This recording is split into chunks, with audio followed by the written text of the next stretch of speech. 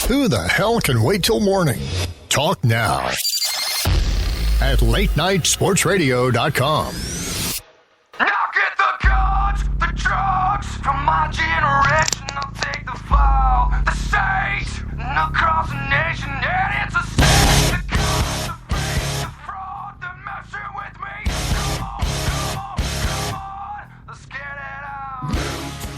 All right, come on down, sit on down, pull up a chair, pull up a sofa, pull up a rocker, pull up a love seat, whatever it is you prefer. A beanbag chair, maybe. Who's to say? It is the Hold 1005 podcast, the first of the new year. Happy New Year to those who are excited for 2016. There's plenty of good wrestling up in the pipeline, I'm sure. I am one half of this tandem, Robbie S., once again. Currently dealing with arguably the coldest day in Long Island in the past few months. It's been killer, but I'm here. Well, if we're going to talk about cold, we're going to be here for a while. So we're not going to talk about cold. Because I live in Alaska. I'm your friendly neighborhood polar bear. My name is Brandy. And, yeah, that's about it. Just about off to a energetic start, aren't we? Yes, well, today's been a bad day, so hopefully talking about wrestling will make it better. Yeah, I think it's in our best interest that we talk about WWE a little bit at the start, just to get that out of the way. Just to get that out of the way. To get that out of the way so that we can move on to the better stuff, because suffice it to say, and for those who've been following wrestling the past day, it's been a very eventful Monday in the wrestling world. Not just including WWE, but... It's Tuesday. No, I'm saying it's been a very eventful Monday. I know what day it is. I know my street address. What are you talking about?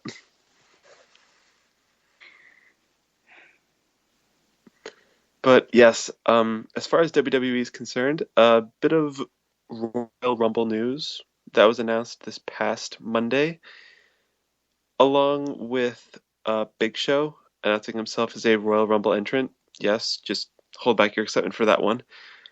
A bit of exciting news is that Chris Jericho returned to Raw, interrupting a New Day segment of all things, and announced himself as an entrant in the 2016 Royal Rumble match. Now, we haven't seen Chris Jericho in a number of months. I think the last time we saw him in a wrestling capacity was that six-man tag match he did with Reigns and Ambrose against the Wyatts, if I'm remembering this correctly. Aside from house shows, yes. Yes. Because he does like to do house shows. Yeah, it seems like he has that sort of schedule working where he can work the house show dates as he likes. And, his TV appearances are few and far between, but I am excited to see what he does in the Rumble. I do imagine that he'll be a bit of a force to be reckoned with, or at least, giving somebody else the rub, one of the young guys, because he's good for that. He is, because otherwise I don't see him doing anything, because he doesn't want to be involved in a storyline that'll keep him on the road having to be on TV, unless it's a really good storyline, like, I don't know, the main event in WrestleMania, which I don't think is going to happen. No. And to his credit, he did main event a WrestleMania. I just don't see him at this age doing it because, he's got his own outside endeavors, Fozzy included. Fozzy might not be to my tastes as a music fan, but apparently they're doing well overseas. There's a bit of a following. So give him credit where it's due. I'm glad that he gets this life where he gets to do wrestling and his outside media endeavors. Well, that, and he has kids, too. That's why he doesn't want to be on the road. He's got his son, Ash, and the twin girls. Yes, so he is a family man as well, along with being the sort of media darling of sorts. Yeah, he is a rock star. But as far as the Royal Rumble is concerned, along with that piece of news that Jericho is going to be in the match, this past Monday featured a main event against Sheamus taking on Roman Reigns, a rematch for the WWE World Heavyweight Championship, with Vince McMahon as the special guest referee. And I get that there might be something other than, work ethic put into his physique, but Vince McMahon is easily one of the most ripped 70-year-old man I have seen. The guy is scary in many senses. It makes you wonder what he's compensating for to have to be that jacked up at 70 years old. I don't.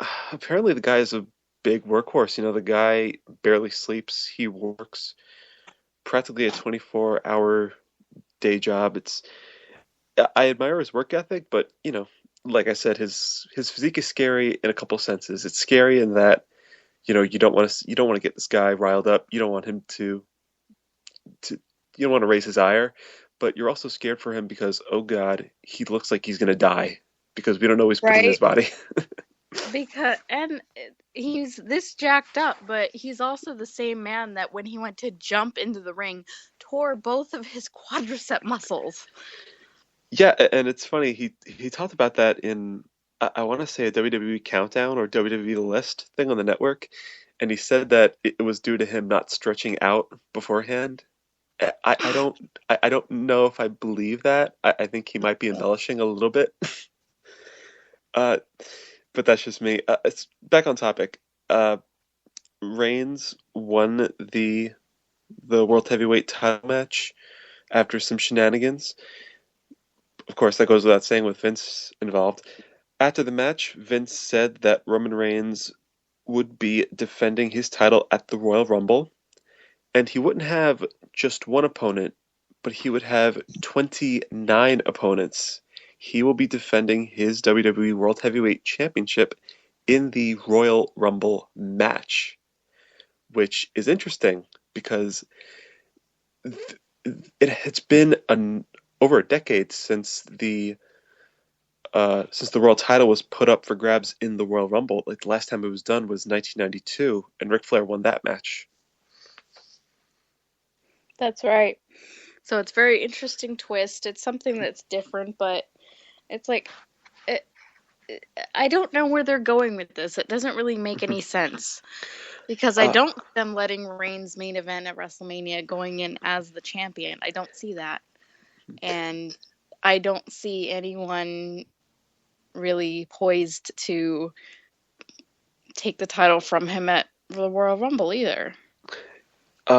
I've seen a couple of ideas thrown out there. The most common one was Roman Reigns, powering through the 29 other competitors, the underdog, quote unquote, victory for him.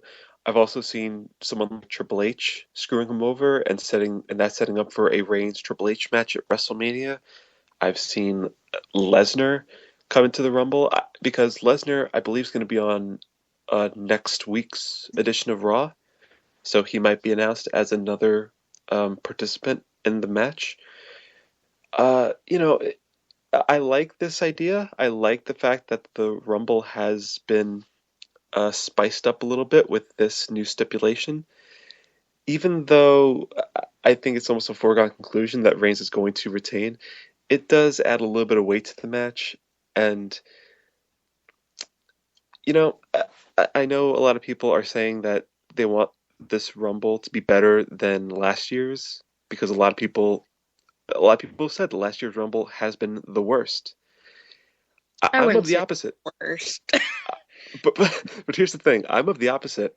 I want WWE to outdo themselves. I want WWE to outdo themselves in terms of the absolute suckage that was the 2015 Rumble. I want to see them do worse. Come on, WWE, just do worse than 2015.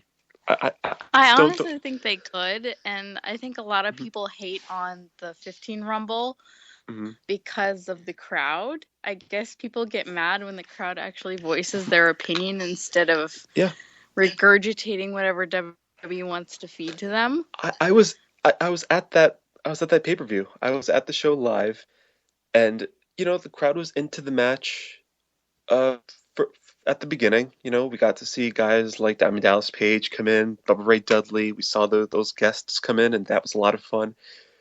Bryan coming down, and Bryan was easily the favorite of the Philly crowd. They wanted to see Brian's Brian. the most over man wherever he goes. Yeah, and it's a good reason for that. He's talented. He's relatable. We live vicariously through that guy. But what happens? He's in the match for only a few minutes and he gets eliminated by being shoved off the ring apron. Hmm. At that moment, That's it's some almost like, bullshit. yeah, I don't know. Have you ever been in a Philly crowd where it's just dead silent, where like the energy's been sucked out? Have you ever been in that position? Mm-mm. You're, No, I was no. in the Superdome when the streak was broken, and that's probably about as quiet. Yeah, it's like the air is taken out, and it makes you. It just upsets you because Hmm. at first there's like that shock. The energy's just Hmm. sucked out of the room. You don't know what to think, and then reality sets in, and that's when your negativity starts to come out. And guys like Goldust, Big E, Adam Rose, all these guys are being booed. And it's not really their fault. They're doing their job, but it's just the way that the matches are booked. It draws the ire of the crowd. And I get it. Some crowds are a little bit more obnoxious than others. I understand that it can detract from the product at times. But when the product is as bad as it is in WWE, sometimes you have to take a step back and realize that the crowd may not be as big of an issue as you might think. There might be a situation where the problem is a bit more deep rooted. It's not just the internet wrestling community. It's not just people bitching and moaning. There's a legitimate problem here. There is a legitimate problem, and it's one that WWE has uh, been it's had difficulty addressing. I want Mhm. to believe that things will get better in 2016, especially with the big news that was announced yesterday before Raw. We'll see what happens. Indeed, I'm skeptical on the big news, and when we get to Mhm. that, we'll get to that. Just because I haven't heard anything from an extremely reliable source saying, yes, this is what happened. We know Well, two parts of the story.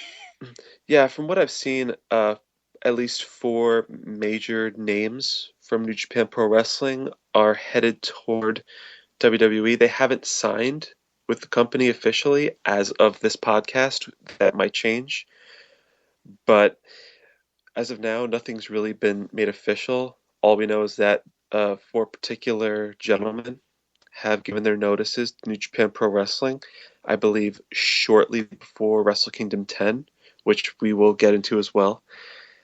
And Gedo, who is the booker for New Japan, officially announced it. Those four are, they're wrapping things up. And then there's been like the teasing with Finn Balor because he's close with some of the guys. And there was an article on WWE.com, but WWE.com is so kayfabe you can never ever tell what is Yeah, really legitimate and what isn't. but you also have to consider the fact that WWE has often been very, what's the word I'm looking for? Hesitant to uh, acknowledge outside promotions. I mean, they've done it with Ring of Honor.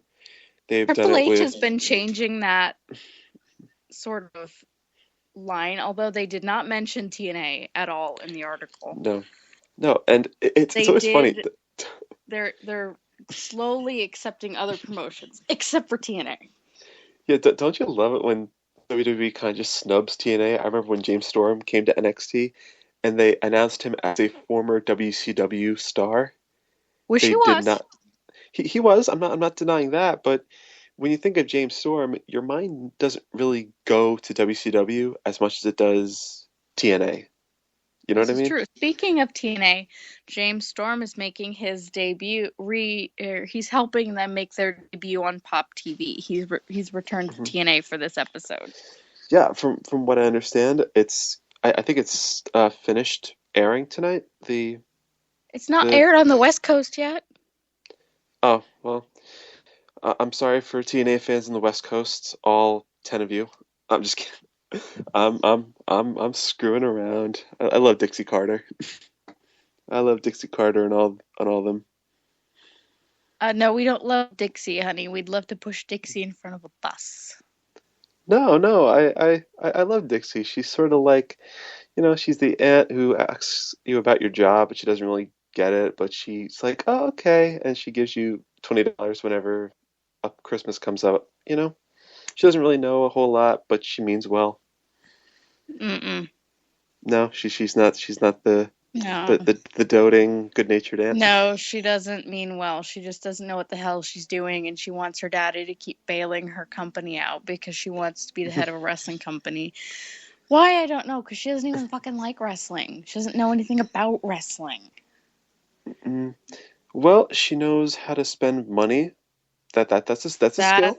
That's not. That's a skill to have. Vince Russo knows how to spend money. For her age, she looks good. That's another skill. I'll give her that. Uh, she has very nice teeth. That's about it. Exactly. So we'll talk about. Man, TNA's gonna send us a subpoena or something. They can bring it. It's freedom of speech. Be like, oh, you slandering us, misogyny. Nope. Cold hard facts, bitches. No, I'm gonna be labeled a misogynist by Dixie Carter. She's gonna go LSTW on me on Twitter. Well, I'm gonna I could break Dixie Carter in half if I wanted to. So. That's your breaking people in half privilege. Don't exercise it. Jesus. Some people deserve it. Okay, just if I'm not going to be served a subpoena, you better not be, because I don't have the money to fight that. We can't bail both of us out of jail. No, we can't. But yes, that's a bit of TNA news. But when we come back from this particular break, we will go into detail about the previously mentioned New Japan news, as well as a recap of Wrestle Kingdom 10.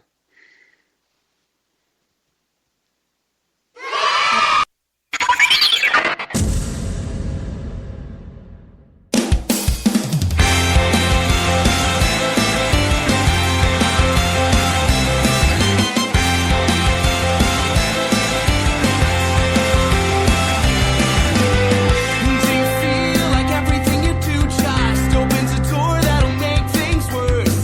Does it seem like even if you try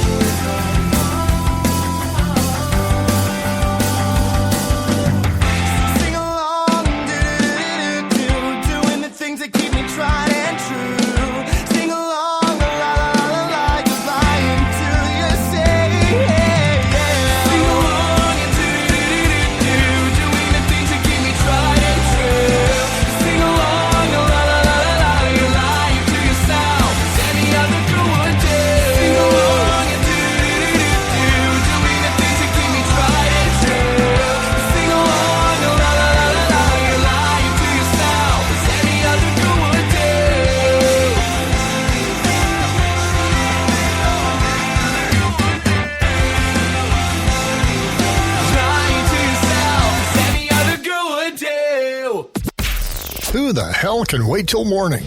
Talk now at latenightsportsradio.com.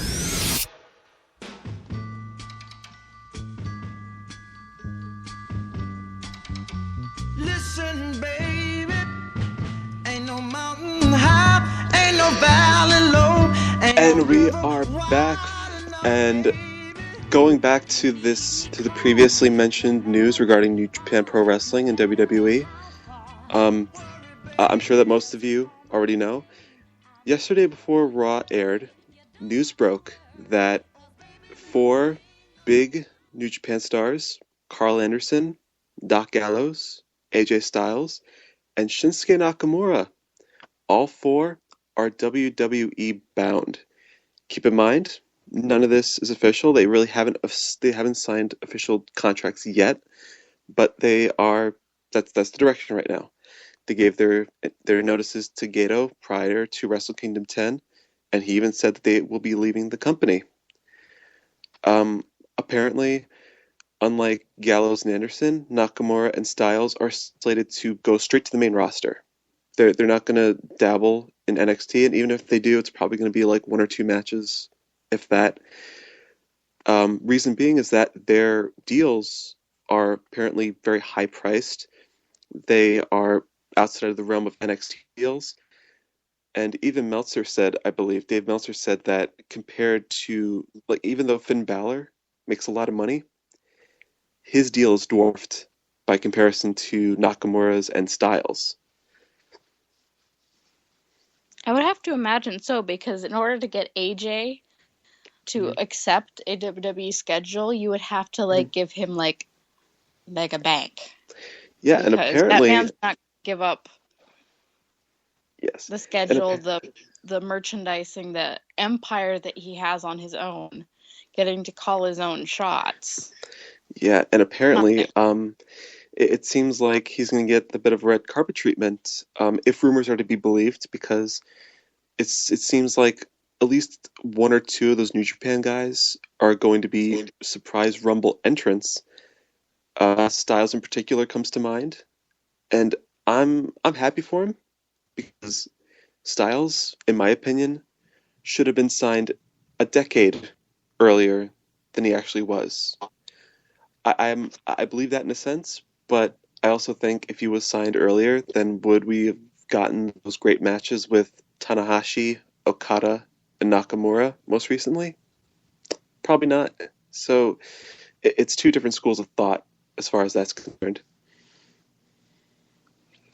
Definitely. So I'm interested, and at the same time, I don't want to commit to believing anything, because number one, AJ has said so many times in the past that he would never go to WWE because he would never do that to his children. So I just want to wait and get an official confirmation. I would like to think that, Styles being, 38 years old? He's 38.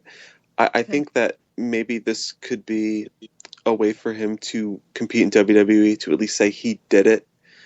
Spend a couple years in the company and then, sort of right off to the sunset.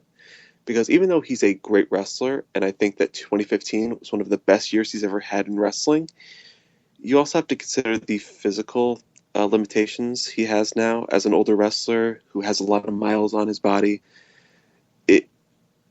It's something to keep in mind. It is, and Nakamura's a bit in the same boat. He's over 35. He's got a documented back injury. Of course, so was Shawn Michaels, but that whole charisma thing kind of brings him through. Yeah, Nakamura is he is one of the greatest wrestlers going today, despite his back problems. And I'd like to think that at least maybe Triple H or Vince McMahon had the idea to bring in Nakamura, because I wouldn't give Vince that much credit. No, that was Triple H.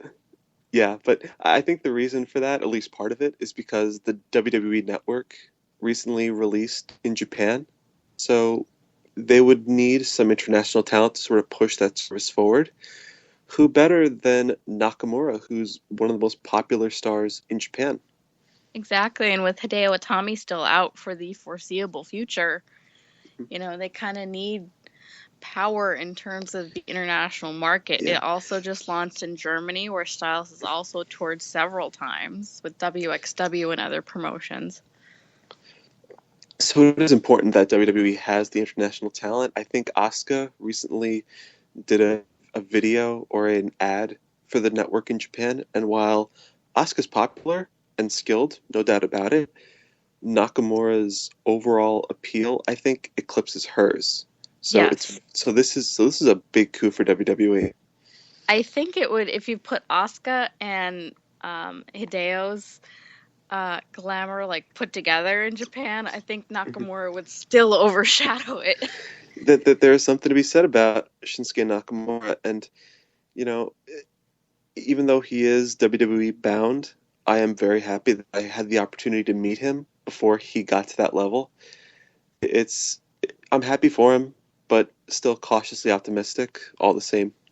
Mhm. And what else was I going to say? I rarely read WWE articles, and they're usually not that good. But there was one comparison they did in which they compared Nakamura and his charisma to Freddie Mercury, which I totally jive with. I was like, yes, you get a point. Now I'm going to take off 10 for all your crappy designs on WWE Shop. Yeah, what do you think I've bought? Like the last shirt I bought from that site was, I think it was the Fight Owens fight shirt, that red, white, and Yes. blue one. I think that was the last one I got, and that was a fair time ago. Yes, so I think we'll go ahead and move on to Wrestle Kingdom 10. Yes. First, start off in the pre-show was what they call the New Japan Rumble, and we had a whole bunch of people, basically all the people that weren't on the main card. Yeah, were in basically, this you know, Rumble. yeah, the New Japan stalwarts like Yuji Nagata, Jushin Thunder Liger, Captain New Japan, but a couple of little surprises peppered in there. From Ring of Honor, Cheeseburger, Haku was in there as well, and the Great Kabuki. So you had this mismatch of different players that we're familiar with, and we were surprised to see. Mhm. But in the end, it was Jado that came out with the win. Next, we had the four-way tag team match, in which we saw Red Dragon, Bobby Fish, and Kyle O'Reilly of ROH defending the IWGP Junior Heavyweight Tag Team Championships against Matt Sydal and Ricochet, Roppongi Vice, Beretta and Rocky Romero, and the Young Bucks of the Bullet Club. And this match, I think this was the match that truly kicked off Wrestle Kingdom because it was fast-paced. It featured some of the best wrestlers in the company today, and it went a fair distance to sort of help whet our appetites for what was to come. I must say, Ricochet, he shined in this match. You know, just the way he moves in the ring. He's very quick. He did that springboard shooting star press from the inside of the ring to the outside, crashing onto Cody Hall. Great stuff from him. Great stuff all around. And he's not even 30 yet. No, so there's a fair chance that he could reach greater levels of success, whether it's in New Japan or under a mask in Lucha Underground, or a guy who looks like Ricochet in Lucha Underground. You know, I'm just speculating. Exactly. I'm like, what are you talking about? I'm like, Prince Puma looks a lot like Ricochet, but they're two totally different people. Right? It's like people saying looks like El Generico. I'm like, it's just because they're gingers. I mean, come on. It's like, what are they, racist? Come on now. But yeah, did you know that apparently Sydal and Ricochet have an official team name now? Apparently, They do. What is it? Aerial Dogfight. I like it. That's pretty cool. I dig it. Good on you guys. So, while everybody put on a great performance, the Young Bucks, of course, those darn Young Bucks, came out capturing again the junior tag team titles. I believe they're fourth, so congrats to those guys. Too sweet. And from one tag team title match onto another, to crown the first ever never openweight six-man tag team champions, From Bullet Club, Bad Luck Fale, Tamatonga, and Yujiro Takahashi, taking on Toru Yano and his guests for Wrestle Kingdom 10, Dem Boys, the Briscoes, Jay and Mark. Making their New Japan debut, representing ROH. Yeah, and they bring a bit of a unique flavor to New Japan Pro Wrestling. Just these, these Southern brawlers teaming up with Toru Yano, the very comedic. They aren't even Southern. They're from fucking Delaware. Oh, well, they are still very much brawlers in their own right. They're still rednecks, but they're not Southern. I just want to I don't understand how two boys from Delaware can be fucking backwoods redneck guys with no teeth. So you're not a big fan of the Briscoes? I am not. I'm not a fan. I mean, they obviously have some appeal, but their style doesn't appeal to me. Their gimmick doesn't appeal to me. Their personal views don't appeal to me. So simply put, if you guys love Toru Yano's comedic antics or the brawling style of the Briscoes, then this is for you. This match is pretty much what you'd want. Or if you just love Bullet Club, because you get two members of the Bullet Club. Yeah, and despite Bullet Club's best efforts, the never open-weight six-man tag team championships go to Yano and the Briscoes, crowning them as the first team to hold that particular title. So, very fun match. Fun match. It was what it was. Indeed. Moving on, still keeping with the ROH theme, we had the match for the ROH World Championship. We had Jay Lethal with Truth Martini defending against the unbreakable Michael Elgin, who I would say is probably the most underrated star of 2015. Just the way Elgin's come into his own after the G1 climax, rebuilt himself, and this was deserved. I'm very happy he got his world title match in Japan, no less. Yeah, I'm very happy. 2015 was a big year for Michael Elgin in terms of finally realizing one of his dreams and competing in Japan. And now he's become somewhat of a regular in Japan. Yeah. And he's a new dad. He got to fight for the World Championship. And he's set his sights on competing in Mexico this year. So he's a bit of a busy boy, and even though Jay Lethal managed to retain the championship, Elgin put on a strong fight, and the crowd, and the Japanese crowd loves this guy. It's very tough for a quote unquote gaijin to get over in Japan, but Elgin's held his own. Very happy for him. He has. He's definitely won the Japanese heart over. Moving on, we had yet another championship match. We had Kenny Omega of the Bullet Club defending his IWGP Junior Heavyweight Championship against Kushida. Yes, and I want to talk about Kushida's entrance first. Kushida's entrance, he's got the orange vest, the denim, very, very Marty McFly-esque from Back to the Future. But he brought a friend in full Doc Brown gear, was Ryusuke Taguchi. And, a very Japanese Doc Brown, but Doc Brown all the same. He was in the ring with his contraption, sort of fumbling with the knobs. It got a chuckle out of me. I was not expecting that from Kushida or Taguchi. Which is always fun. I love that Wrestle Kingdom is their WrestleMania, so they do a little bit zanier. They do things a little bit bigger. So that's always cool. And yeah, Kushida versus Omega, it felt very much like their other matches, which means that it was a lot of fun. Kushida targeted the arm in that style of offense that he's known for. One of the sickest spots that I saw was Kenny Omega going for a moonsault off the rail, but he grabbed his signature trash can from one of the Bucks and did the backflip, crashing into Kushida and him eating a trash can. It was rough, man. But this was a very, very good junior heavyweight title match.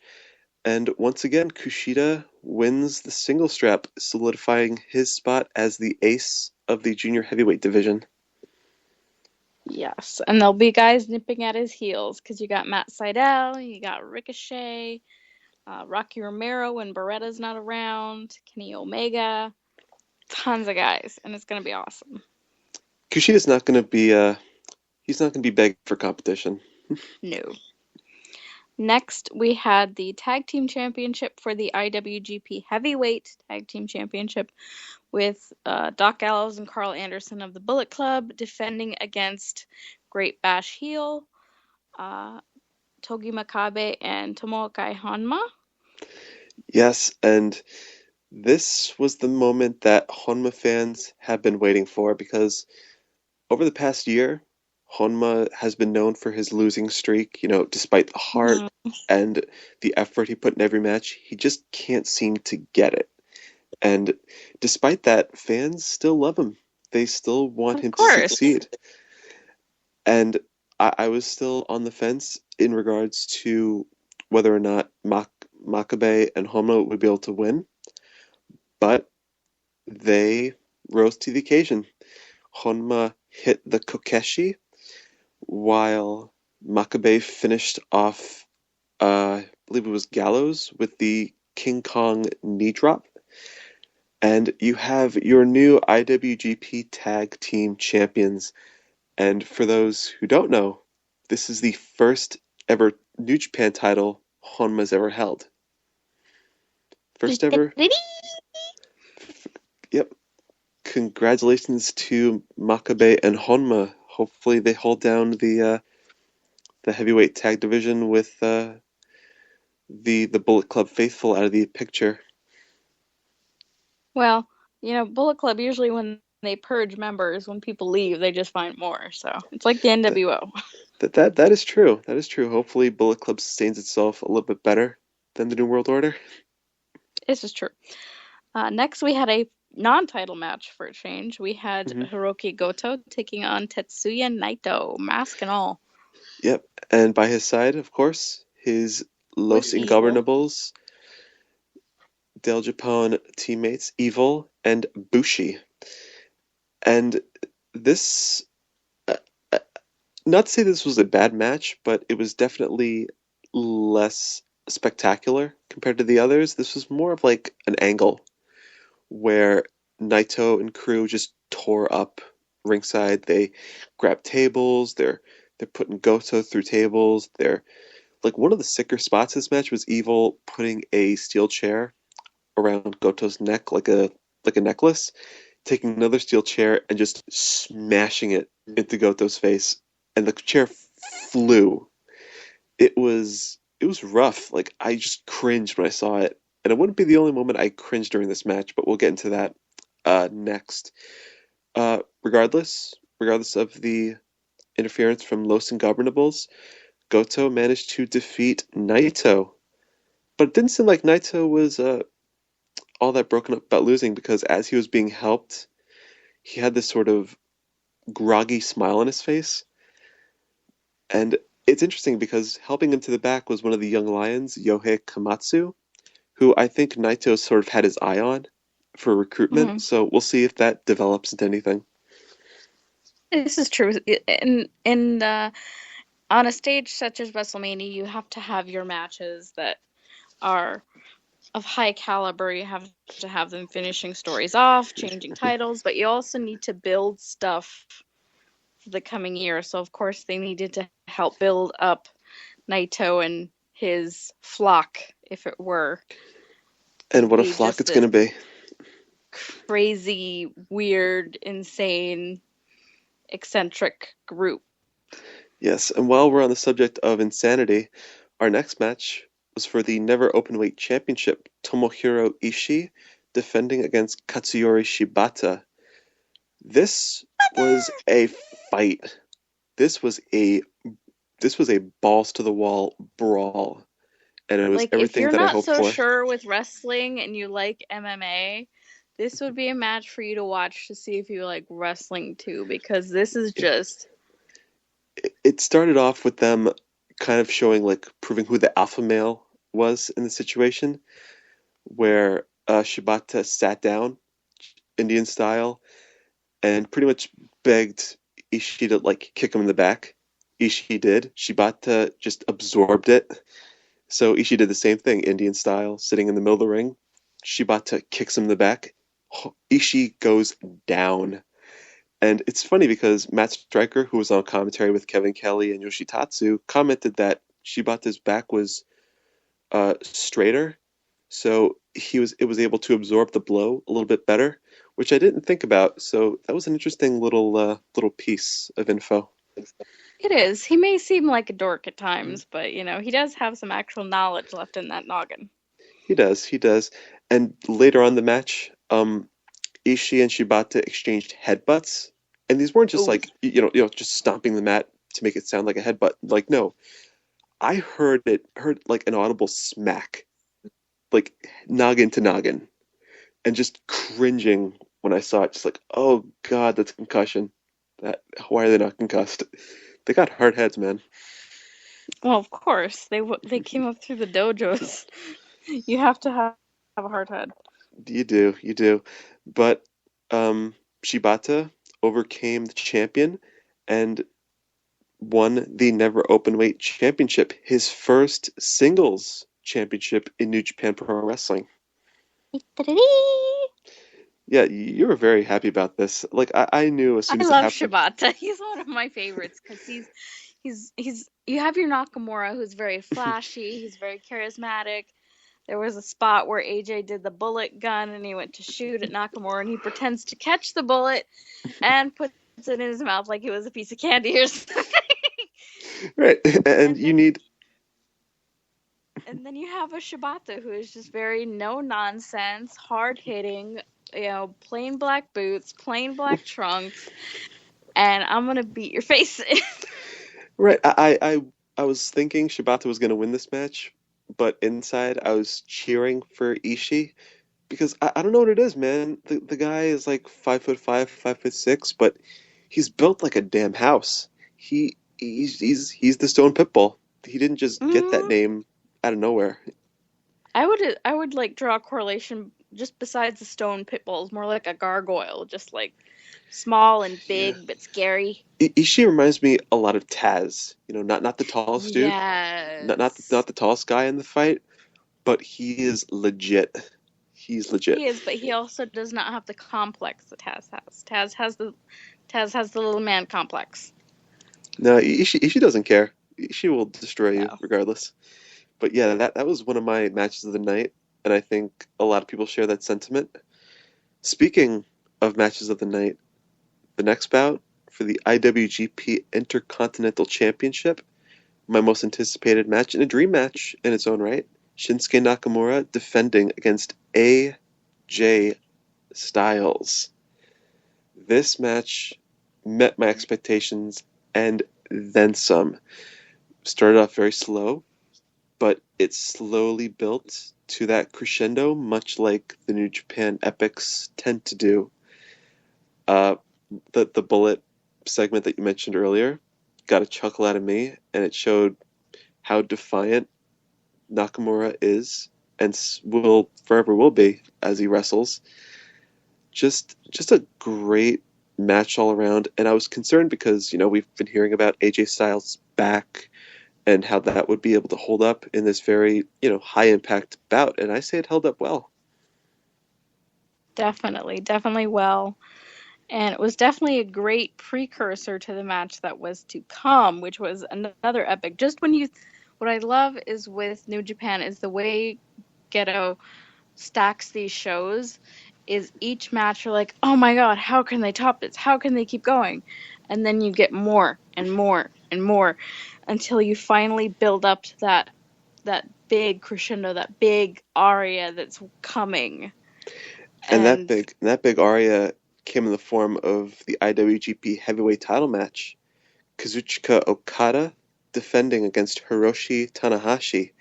Not the first time these men have met, but I think we've used the chocolate and peanut butter analogy a couple times during the show.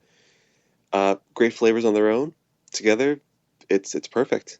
These two are a perfect marriage of opponents, and you could kind of attribute that to a lot of pairings in wrestling.